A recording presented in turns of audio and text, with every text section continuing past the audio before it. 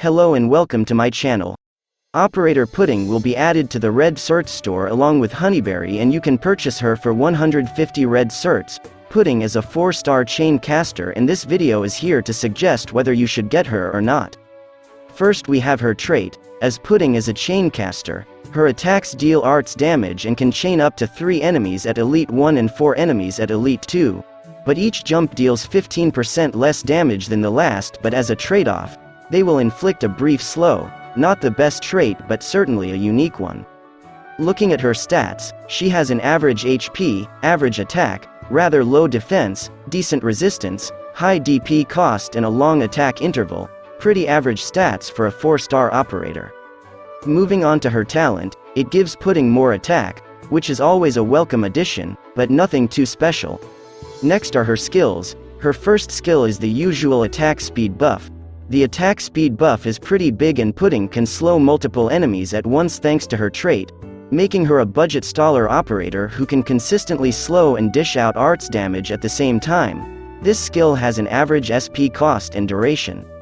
Next is her second skill. It gives Pudding a nice attack buff, and her attacks can now jump between enemies for 4 times. This means when there are only 2 enemies, Pudding's attack can jump between them for 4 times, hitting each of them twice.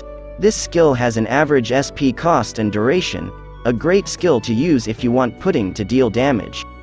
Lastly, we have her module. The module is super good as Pudding's chain attacks do not have the damage reduction anymore, which is just awesome. So, should you buy and build Pudding? I'd say yes. She's definitely a strong chain caster that offers a lot, plus she's a 4-star, so her upgrade materials are a lot cheaper than the higher rarities. Her module is super useful, and her second skill is great at dealing damage to groups of enemies, but if you already have Godsenger, getting Pudding might not be a priority for you. If you like doing 4-star only clears, Pudding is a great caster to have. Now for her potentials, should you get them? I'd say yes, they are worth getting. The DP down is super useful, and the increased attack on her potential 4 is nice, but do note that it can be really expensive trying to get Pudding to max pot. So you might want to consider getting her pot 2 and leaving it at that.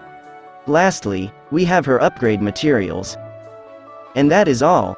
Hope this video was helpful in introducing the new operator Pudding.